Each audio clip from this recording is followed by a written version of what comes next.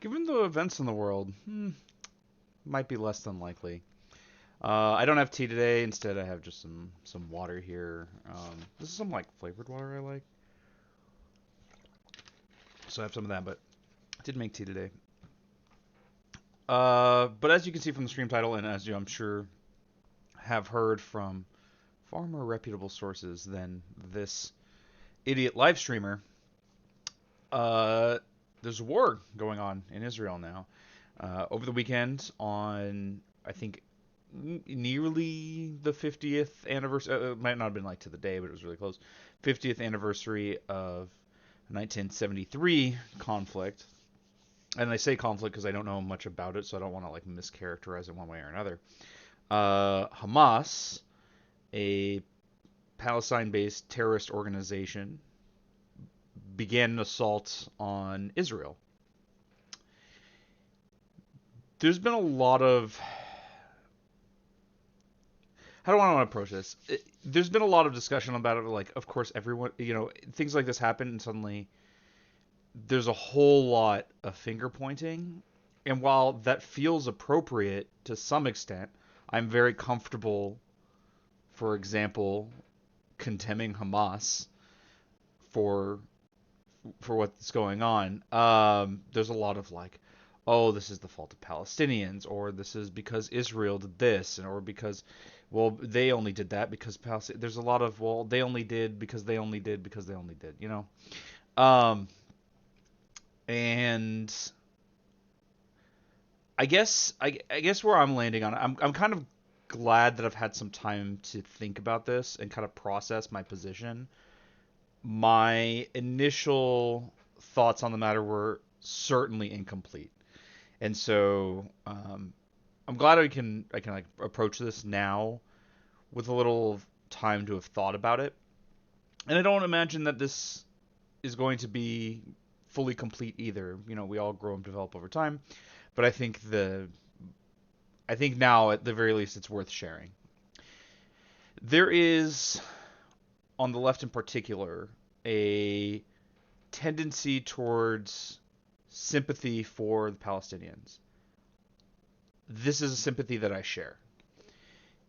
They are subjected to horrible conditions in an apartheid state where their water rights are restricted, so on and so forth. It's terrible. I think often lefties don't don't put that in the appropriate context because while I will make no excuses for that behavior, that treatment, it is often ignored.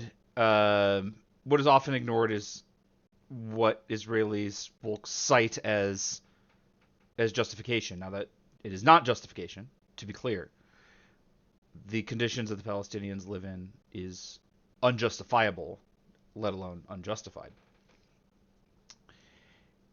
But even as you see me talking about this, the issue that comes up is talking about one side or the other in any terms, talking about Palestinians pro or con, Israelis pro or con, sounds like you're saying the opposite about the other. If I say, okay, like there have been attacks on Israel by Palestinians, it sounds like I'm saying therefore it's okay what happens to them. It's not. And it doesn't make it okay at all. And that's what's happening here. The the conditions that Palestinians are in doesn't justify killing civilians. But then again, I think there's a problem that occurs there because I just acted like it was Palestinians that we should be talking about. It's Hamas. Hamas is a specific terrorist organization. This is not the same thing as Palestinians in general, right? Now, there's a lot of history that goes into this. People will sometimes say, well, the Palestinians elected Hamas as like their leadership or whatever. I don't know exactly how that works.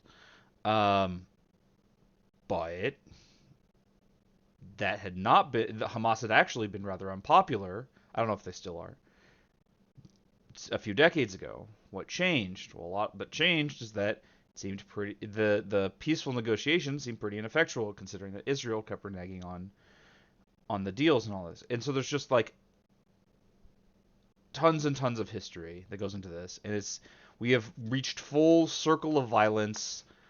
Everyone can point to the thing that happened before as the justification for the thing they're doing now, and that will be the justification later for the next thing that happens. But I think all of this leads people on the left towards a kind of a inclination, an impulse that is at best misguided, which is to say, and I very sadly have seen this from people on the internet. I'm not gonna go find them or whatever. Um, is to say, well, this was what was coming. And while there isn't a descriptive manner in which that can be something I agree with, in the sense of like, it's not good, but but yes, things like this happen in circumstances like this. Kind of like how um, when there's rioting, you can say, well, there are reasons for this, even without condoning the action. But I don't see that as much as I see like, time for comeuppance, which I think is not is misguided, but also cruel. Uh, I think it's important not to forget that what should be the obvious thing, that every person killed, captured, injured was a tragedy. Every home destroyed, every trauma suffered. It's disgusting. It shouldn't happen. Neither should it happen to the Palestinians leading up to this. Neither should it happen to anyone going forward. But I have seen a tendency on the left to like be kind of, I don't know, a little too on Hamas's side here. I was actually just talking with a friend of mine about this, a friend who very interested in politics, so it was kind of interesting conversation. He was noticing the same thing of like, there's a lot of stuff that just looks like people kind of just want to do a genocide on Israelis.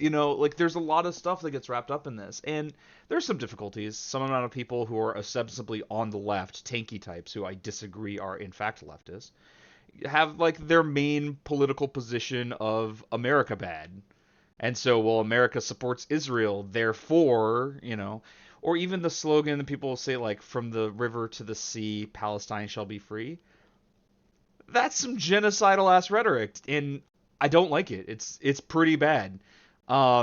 It's as bad as the genocidal inclination that exists in Israel. I was going to say the genocidal action. Obviously, rhetoric isn't as bad as action, but now we're seeing action that hopefully does not trend in the direction of genocide. Um, and that's the next thing. I worry a lot that, actually, no, we'll get to that later. Another part of this inclination towards being a little too on the side of Hamas, which don't be don't be pro Hamas. That's bad, actually. And I don't think the people who watch me would be. It's just like I see it a lot on the left, and it's very concerning. Um, the the inclination is also like, well, the people who are going to be condemning Hamas the loudest and the most are going to be people like Netanyahu, the Prime Minister of Israel, who is a genocidal fascist leader and has a long history of genocidal rhetoric and inclinations, and in a sense actions, given what's happening in Palestine, or what has been happening prior to this. We'll see if it continues. It might get worse. And there's an inclination to being opposed to what he says about it. But then you start agreeing with the terrorists a little bit. The people who are not just assaulting, not just getting into conflicts with military personnel, but civilians. With military, it's like, well, it's kind of an ongoing conflict. Military the military are the people whose job it is to get into these conflicts. I'm not saying it's good when soldiers die. I'm just saying that if there's a conflict, those are the people who signed up for that. Those are the only people who like those. It's, I don't want to say it's okay. That's supposed to die in war, if that's a thing that makes sense, you know? And the thing that should prevent military personnel from dying should be the minimization of conflict and war, right? That should be the mechanism by which they don't die. So, like, I don't get as upset about the soldiers being killed in the conflict. It's a conflict against with people that the state of Israel has been oppressing for decades. I don't feel that bad about like agents of the state whose job it is to enforce apartheid to you know get injured or killed in conflict. What I take issue with is the civilian casualties, the civilian damage, so on and so forth. And there was one really interesting take that I agree with. I heard it from a streamer called Vosh that I watch a lot. He was saying like, yeah, it's actually kind of insidious the way Israel will kind of make civilians human shields, because what will happen is that there will be settlements. The Israeli military will like oust the Palestinians that live there. Civilian citizens will be brought into like as settlers to move in to these areas, and now, well, any retaliation is going to get pointed at the civilians because they're the ones who are there, and that's really terrible. And it's also kind of on Israel that they're putting their citizens in that way. Now, obviously, they don't recruit citizens to do this; these are volunteers, but you know they're still civilians, and they're not combatants. And so yeah, like there's a lot of nuance that goes into this, a lot more than I have access to. I'm not an expert on this. Um, and so we'll see, but like I guess what I wanted to speak to, and I hope I've done to a pretty reasonable extent, was just this unfortunate tendency of kind of lefty confusion with stuff like this, because lefties tend to be pretty Palestinian, just because, well, they're being pretty mega oppressed. You know, they're living in what has been, in my opinion, accurately described as an open air concentration camp. Objectively an apartheid state where like they're second class citizens at best. They have restricted water rights, so on and so forth. I think it's appropriate to be in favor of their liberation and enfranchisement and so on and so forth. However, it's not reasonable to take that and say, well, therefore this attack on civilian populations is acceptable, because a lot of people have been hurt, and that's the whole point. You kind of get lost in the weeds sometimes, and you got to go back to major principles to say, well, what's the problem with the situation the Palestinians are in? Well, it's that they're getting hurt. It's that they're people who are suffering, and that's a problem in itself. Well, if the suffering is the problem, right? Creating more suffering, it's obviously not a thing that we're on board for, right? If we take issue with the suffering, there you go. It feels very like, baby's first political take. Hey, maybe people dying is bad. The trouble is, people kind of like it's that bell curve meme of like, the person who's pretty uninformed will say, "Oh, killing is bad." Then you learn a little bit more and you become a tanky, and you're just like, maybe Hamas is good actually. It's like, no, slow, back up. The only problem, and then like you learn a little, you go past that a little bit, and you're like, wait, no, hold on, this is actually bad. Not that there's a majority of people saying this. I think it's a pretty fringe group, but like, oh my, I've even had family members who know that I'm a lefty be like, well, what do you think? Like, oh, you think this is okay? I'm like, no, I don't like Hamas. Hamas is terrible, and I agree that Palestinians deserve better than Hamas. Sadly, they're not getting that from Israel, and Hamas has become more and more attractive as more peaceful organizations like the PLO have been seen as ineffective because Israel keeps like blowing up negotiations or refusing to comply with deals, or they keep pushing when they where they shouldn't be, and so it just really sucks. Um, my big worry, the thing I want to get back to, is that this is going to be a there's going to be fallout from this that affects people who are not Hamas. Some people already notice like Hamas is like turbo fucked here, right? And yes, the Israeli military will eventually have no problem dealing with them. They're a ragtag group of insurgents. The Israeli military is a world-renowned, highly funded, highly advanced, fully fledged military with the backing of the United States. They will have no issue dealing with this over time. Obviously, there will be issues of people dying in the meantime, and that's a problem. But this isn't going to be a situation where like Hamas will defeat the Israeli military. It's not really. I do not think that will be a thing. So, but the thing is, people in Hamas they probably know that they are not going to survive this. While the crux of this conflict is not in fact religious in nature, it is one of the things I pointed out in our previous discussions is that religious fervor is very useful in recruiting people into extremist organizations, particularly Muslim ones. I shouldn't say particularly, but we've seen that tends to be the case with Muslim ones. So while Hamas is a politically motivated organization, they might recruit people as religious zealots, and there's some amount of like, well, religious zealots seem to be pretty okay for dying for their cause, martyrdom's kind of a thing.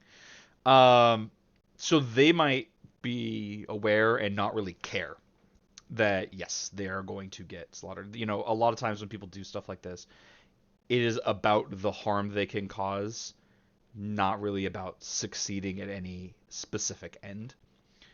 Um, so they might, be on board for just not making it out of here, but Netanyahu is the prime minister, a guy who, without justification, wanted to do a lot of genocide. Now he has a pretense. And I'm very worried that this is going to turn into retaliation on Palestinians. Palestinians, remember, are not the same thing as Hamas. Is comprised of Palestinians, but not every just like not every Israeli is on the hook for what the IDF does. Not every Palestinian is on the hook for what Hamas does. And there is a history of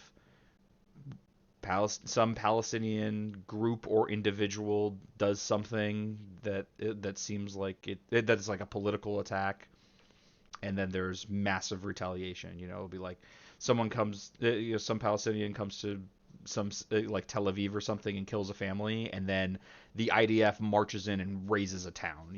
And given the scale of this assault, I'm very worried about what will happen for currently the Israelis and in the future the Palestinians. No one's coming out of this better off. And that's really awful. That's the whole reason to be against this is the harm being done to people. The real, very real harm happening. People are losing their lives, their homes. People have been taken as hostages, children. Even this is what I mean. Like, as much as some people often like conflate groups, and just like while I was saying, not every Israeli citizen is on the hook for what the IDF does. A lot of people think that they are, and I think they're very wrong about that. And nowhere is that more obviously wrong than when you see pictures of like, here's some child who's being held hostage by Hamas. Now, I'm very glad that that child is alive and hasn't been killed in the conflict. Some undoubtedly have. They shouldn't be a hostage either, and they're definitely not responsible for anything the state does. They don't even know what the IDF is. Like, for a lot of people, as much as like, again, a common thing on the left is Israelis are living on stolen land. We kind of all are, depending on how far back you go. And at the end of the day, for most people living there, they were born there. That's their home. They don't know anywhere else. If they were to leave Israel, then their land would have been stolen, right? As far as they're concerned. And this is how you get these like internal conflicts that just keep going back with like, oh, now they stole my home. Well, it's because you stole it from my dad. Well, okay, because he stole it from my granddad or whatever. It's endlessly on and on and on. And it doesn't feel right to say like, well, if something is stolen for long enough, does it just become the property of the thief? Kinda, kinda. Um, no one no one was, comes from a land somewhere where the first person to ever be there is you're the progeny of the first person to ever step foot there. And even if you were, what does that matter for anything? What it should be, and this is where like more lefty principles I think save the day a bit here, is just say people should be able to live wherever. The freedom of movement should not be criminalized. Why should it be that because someone was born on this particular patch of dirt that they can't go to some other? Someone was born in Palestine. What do they do to deserve to be locked up there? To be prevented from going elsewhere, be barred behind checkpoints, so on. They didn't do anything. They were literally just had the misfortune of being born somewhere where other people decided to police their movement. And this is where you derive stuff like open borders as a long-term policy goal, not immediate. I don't think that's viable. But there's a lot of stuff that goes into this, and I'm just really worried about all the people living there. I've seen I haven't kept up that much with the moves with the news, in part because it's just kind of hard. It's emotionally, it's pretty rough. You see, it's one thing you see a number, but to realize like that's, everyone is a person, everyone in that number is a person. It's very different. It's something I'm a little conscious of because of specific stuff that happened to me in competitive debate and like someone pointing out the difference between a number and the reality of it. But a lot of people have been hurt, and a lot of people will continue to be hurt, and we're still, if and when a retaliation occurs, I'm really terrified that that we might see. I hope it doesn't happen, but that we might see a full-scale genocide of Palestinians. I really hope not, but this is the exact kind of thing that someone like Netanyahu would use to justify something like that. And it's tragic because, well, for the events, of course, but also, it's always been strange to me of like, Israel was founded with the idea being, well, we just saw the Holocaust happen. There should be a place where Jews are safe. Now, my opinion is that should be everywhere. No matter your demographic, there should be no place on the globe where someone wants to kill you for it. That's the world we ought to endeavor for. But the idea was like, okay, Jews are safe here because, the genocide that just happened. And to then turn around and do your own, do your own genocide on the people already living there. I don't know. It's pretty awful. Like, who should know better than the Jews why genocide is so awful? But this is kind of the issue. This is where I think there's an importance between left and right politics. So on the right, a bad thing happens to you, the response is, well, they tried to put themselves on top. No, it should be us on top. Let's do to them. Let's do to others what just happened to us. Whereas I think the left ought to say, no, that shouldn't happen again. Interestingly, that is of course the slogan in reference to the Holocaust. I forget if it's from the Holocaust Museum or Israel in general, but the saying is never again. And I really think Israel should have been an opportunity to really manifest it. Not just never again will the Jews be the subject of a genocide, or the victims of a genocide, I should say. But it should have been a commitment towards never again should there be a genocide. We should stand up for the safety of any within in our borders, certainly, but for the safety of any broadly, you know. But that's not what happened. So I had intended to read this news article as like a way of broaching this, but then I got kind of wrapped up in my thoughts of the matter, and one thing led to the next. So we'll still go to that, but I couldn't help but like get my opinions out before we got there. I actually had a decent amount of trouble finding a article that would talk about things in a more broad sense. A lot of this is because it's been ongoing for a few days now, more recent updates, and the focus in some articles has been really weird to me. Some will talk exclusively about some of the responses from the Israeli government, as like I saw something that's like 17 confirmed dead, said Palestinian health officials. And it's like I've been seeing numbers of like hundreds dead. How is that? Oh, it's because they're talking about 17 Palestinians dead. But there are like hundreds of total people dead. Why are we ignoring the death count in Israel? Well, I don't. And this is where I mean of like it feels like taking a side. Maybe that's not. Maybe the idea was just, well, we already talked about what's going on the Israel side. Now we're talking about the new update or whatever. It's tough. So I think hopefully this article will give us an idea of like the general idea of what's going on. So we'll see. All right. And I'm not going to do very much, in case you're unsure. I'm not going to do very much today other than talk about the Israel stuff. So if it just ends up not being that long, it ends up not being that long. I think it's just too important to talk about this story. All right. What happened in Israel? A breakdown of how Hamas attack unfolded. So this is from Al Jazeera. As I understand, they're a very reputable news network. We'll see what they have to say. Oh my computer's being very laggy today, and I just don't know why. All right. Palestinian group Hamas launched Operation Al-Aqsa Flood inside Israel, killing dozens and taking hostages in a shocking assault. Now, it says dozens because I think this article, so this article was from Saturday, which means the numbers hadn't been updated. I've seen some of the news talk about like it's something like almost 2,000 injured at this point and several hundred dead. I forget exactly. So like the dozens, that was just immediately.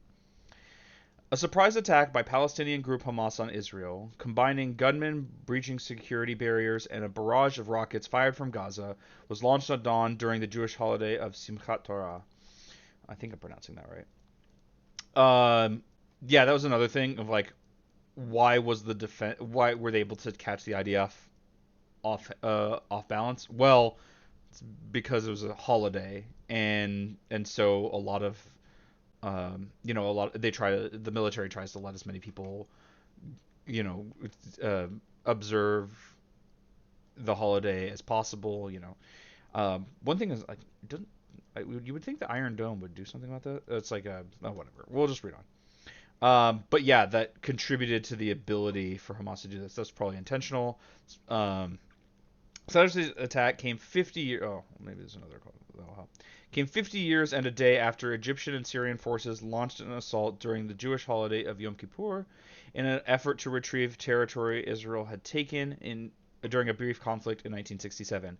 This is what I mean. Like, it's always like, it's like this attack is because of the 50-year ago attack, which is because of this other conflict, which was because of this other thing. Like, it's all this infinite regress of slights going backwards forever, and at some point it just needs to stop. And I don't know. I'm not an expert on this. I don't know what a workable solution that gets it to stop would be, but it can't be this. Here's how the brazen assault unfolded. 3:30 GMT, covering rocket fire. At about 6:30 a.m., I imagine that's 6:30 a.m. Israel time. So 3:30 GMT. That's Greenwich Mean Time, in case you're unfamiliar. That's like this is what the Yeah, anyway. Hamas fired a huge barrage of rockets into southern Israel, with sirens heard as far away as Tel Aviv and Beersheba. Hamas said it launched 5,000 rockets in an initial barrage. Israel's military said 2,500 rockets were fired. Um, I think the specific number is not super important when we're talking about this range between 2,500 and 5,000 rockets. Oh yeah, also like I've seen some weird people like try to imply this was like a false flag attack. No. Like Hamas is pretty clear about, no, we did this. They're kind of proud of it actually. Uh, I wonder. There's a part of me that wonders if it was what seems a little more credible, and I've heard people talk about, is it might be similar to the 9/11 thing of like there was credible warnings about this attack for 9/11 at least, and weirdly we didn't do that much about it. I wonder if something like that happened, because something to remember is like people like Netanyahu fucking love Hamas. Like the biggest fan of Hamas in the world has got to be Benjamin Netanyahu. The reason being is it justifies the existence of Hamas, and what they do justifies all the things that Netanyahu wants to do in retaliation. Remember, he's an exterminationist. He's mentioned this. He's said this in the past. Now he has an excuse. I'm sure he's very excited for when he gets to clap back, you know? Smoke billowed over residential Israeli areas, and people sheltered behind buildings as sirens sounded. At least one woman was reportedly killed by the rockets. At this point, there's probably more, but remember, this is like immediately after it happened. This reporting was going on. Actually, it says the time. No, it says it updated 14 hours ago.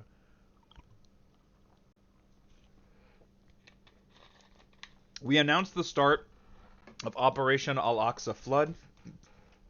Oh, by the way, Al Aqsa. I don't know exactly, but I exactly what this term means. But I do know. I'm pretty sure it's a reference to the mosque that is in Jerusalem, the one with the golden dome. If I'm not mistaken, it is called the Al Aqsa Mosque. But Al Aqsa might mean something different. Uh, okay, let's see if we can say it. Okay, yeah, it's just in reference to this mosque. It means vaguely. It has a vague translation or whatever, but um. Oh, okay, the farther place of worship. Okay. Um, there's been a lot of stuff that's been happening because again, like everything is a slight for a slight for a slight for a slight.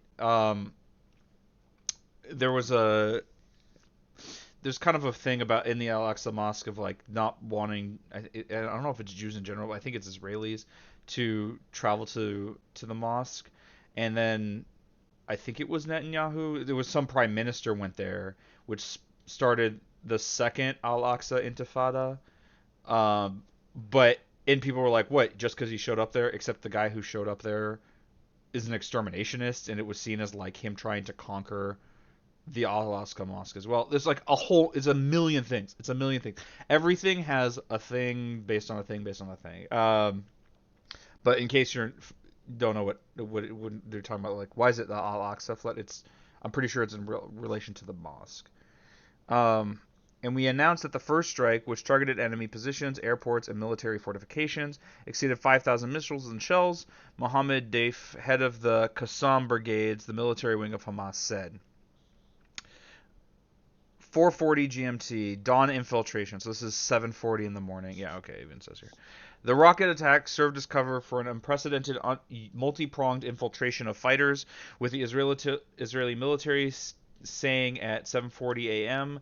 that the Palestinian fighters had crossed into Israel. Most fighters had entered through breaches in security barriers separating Gaza and Israel, but at least one Hamas soldier was filmed flying in flying over in a powered parachute. I saw some of these videos. That was some wacky stuff. It was just one of those like you'd think it's fake for like why would one guy paraglide in, but that happened. A motorboat carrying fighters was seen heading to Zikim, an Israeli coastal town with a military base. One video showed at least 6 motorcycles with fighters crossing through a hole in a metal barrier. A photograph released by Hamas showed a bulldozer tearing down a section of fence. You should watch this. This is how Hamas wants to portray its That's very operation against Israel. Oh yeah, they have like the movement's media arm documented the moments its propaganda fighters videos. It's weird. breached the Gaza border fence by foot or by vehicle. And so you hear Well, like as this video them yelling Allahu Akbar, but like understand, I do really think that it's more that religious fervor is being used to rile people up for this political attack, this politically motivated attack. But you know, some people will paint it as like, oh, it's a Muslim thing, and I think that's misguided. Fighters crossing the border using paragliders. Yeah, look at this. The This is troops some were wacky accompanied with military reporters who provided live updates on social media platforms. All the soldiers in these tanks were taken captives by Al-Qassam Brigade's fighters, as we saw. Footage of abducted Israeli soldiers has been published and distributed online. In this video, several captives can be seen. Hamas regularly publishes videos of its attacks, but this time it seems kinda keen weird, to show isn't the it? scale Like, isn't of it the kinda weird they operation, publish videos of their frame by attacks? frame. So yeah, all right. Well, I'm glad we went to Al Jazeera. Their reporting is proving very, very informative. All right, at 9:45 a.m., blasts were heard in Gaza, and at 10 a.m., Israel's military spokesperson said the Air Force was carrying out attacks in Gaza. So this is what I mean. Isn't that kind of weird? The attacks are being like, you know, let's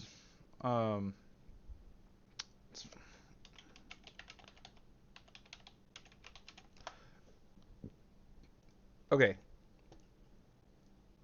So Gaza, where's Gaza? Okay, Gaza's here, right? You can see it on the coast and towards like kind of the center of Israel, right? They're attacking into Israel, right? So they're attacking cities in the like they would be heading, I guess, north and possibly east. Wouldn't the counterattack be in Israel, in Israeli areas to like beat them back? Why would they be attacking Gaza? That's not where the combatants are. That's not where the attacks are happening.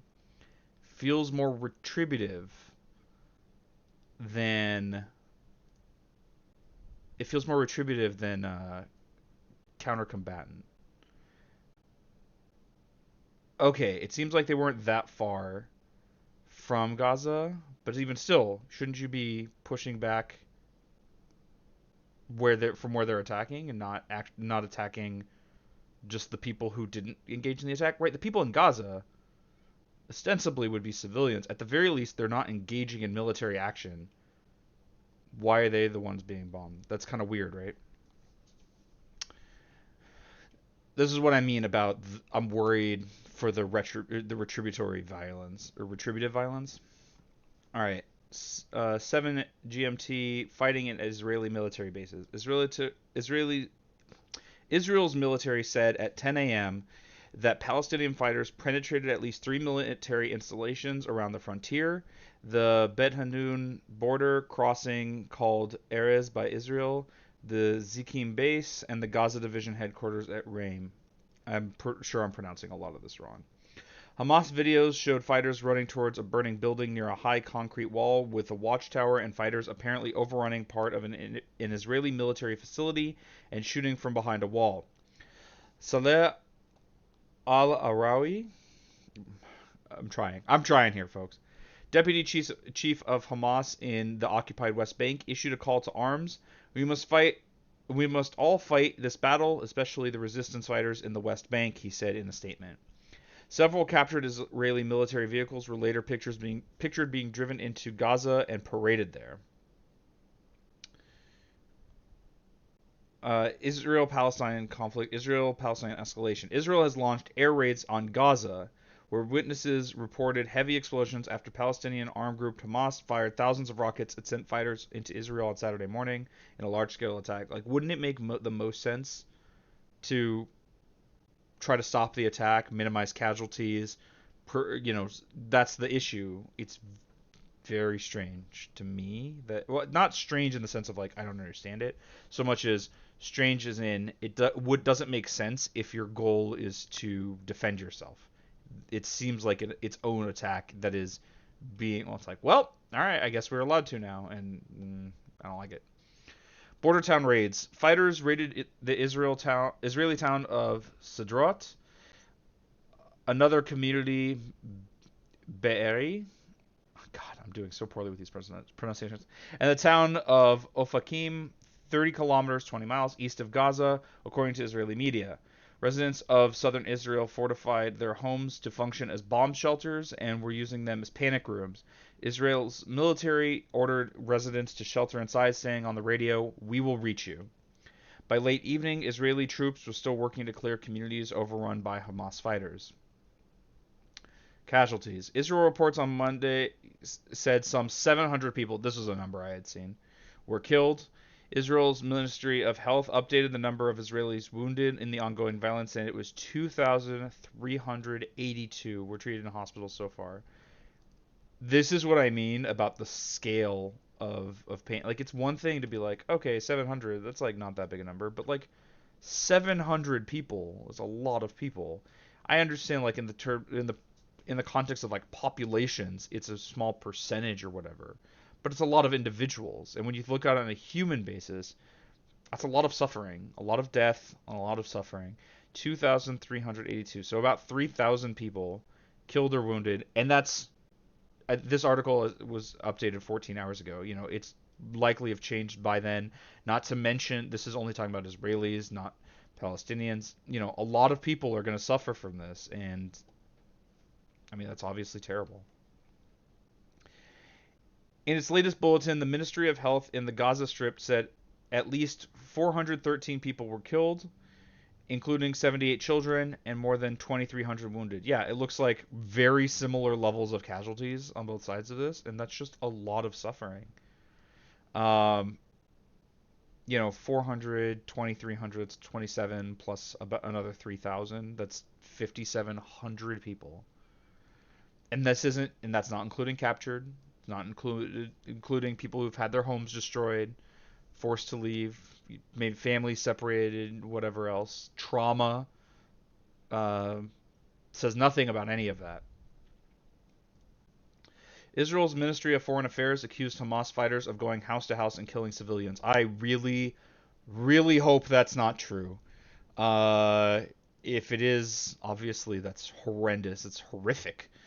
But God, I cannot tell you how much I hope that that's just not actually the case. It's framed as an accusation, so it could be true, but there doesn't seem to be a reason to think it is at the moment.